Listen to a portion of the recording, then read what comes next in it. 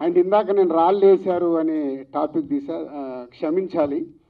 మీ స్టేజ్ని కొంచెం 2 నిమిషాలు హైజాక్ చేస్తున్నాను.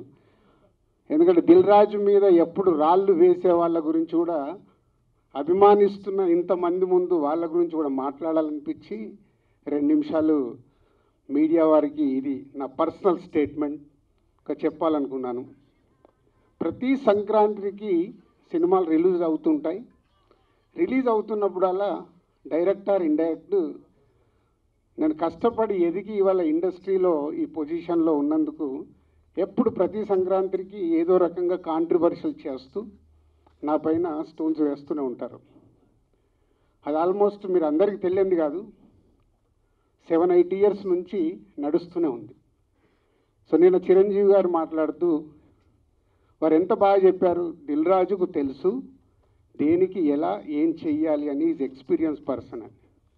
కానీ ఈరోజు కొందరు వెబ్సైట్లలో చిరంజీవి గారు మాట్లాడిన దాన్ని ఇంకొకలాగా టర్న్ చేసి రాశారు.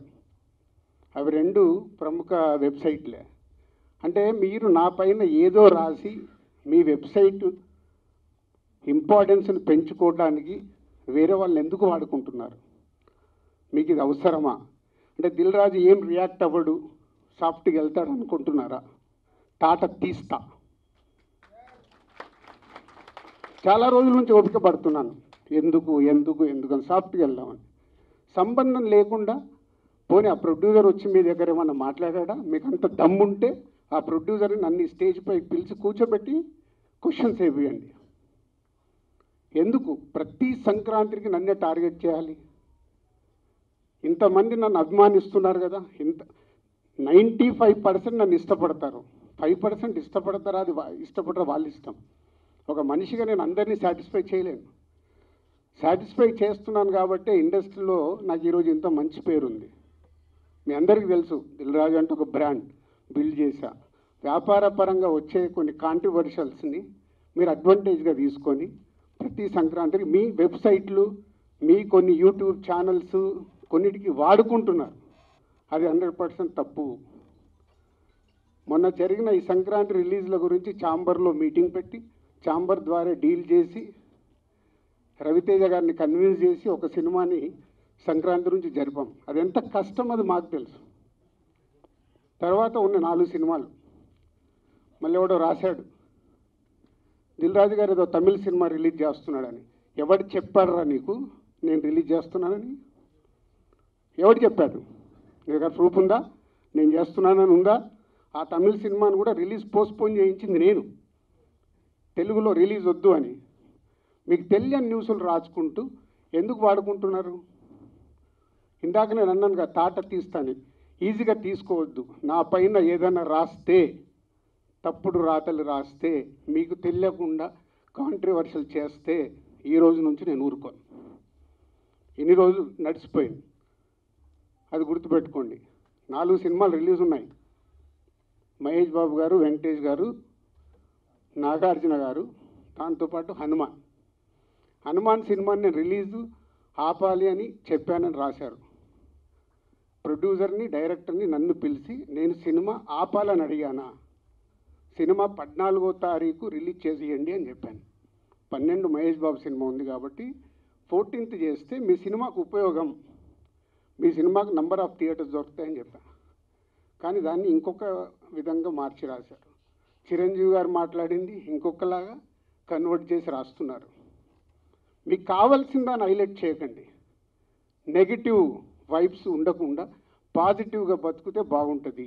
నెగిటివ్గా బ్రతకడం ఇంపార్టెంట్ కాదు, అందరం పోయేవాళ్ళమే, ఇక్కడ ఉండటానికి రాలా. నెగిటివ్ ఎందుకు, నెగిటివ్ వైబ్స్ ఎందుకు? మీ వెబ్సైట్లు, మీ ఛానల్స్ ఇంప్రూవ్ అవ్వాలని నెగిటివ్ వైబ్స్ని తీసుకొస్తారా?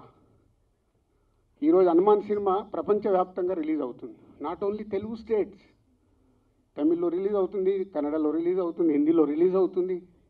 ఎక్కడ థియేటర్ లేవా, దొరకట్లేదా? మీకు తెలియని విషయం ఏంటంటే నైజాములో 7-8 సెంటర్లలో Mahesh Babu cinema, Hanuman cinema release అవుతుంది. వెంకటేష్ గారి సినిమాకి, నాగార్జున గారి సినిమాకి థియేటర్ లేదు. మీకు తెలుసా అది?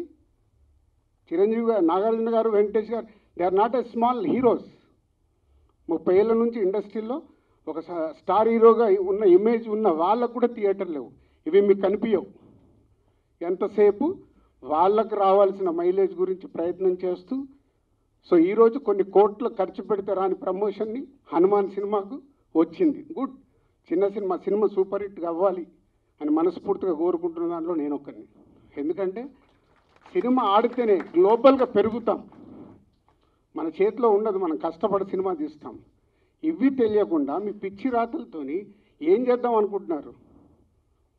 మళ్ళీ మళ్ళీ మళ్ళీ చెప్తున్నా, నా గురించి ఎక్కడన్నా తప్పుగా నా పేరు పెట్టి రాస్తే తాట తీస్తా. దీంట్లో తేడా లేదు.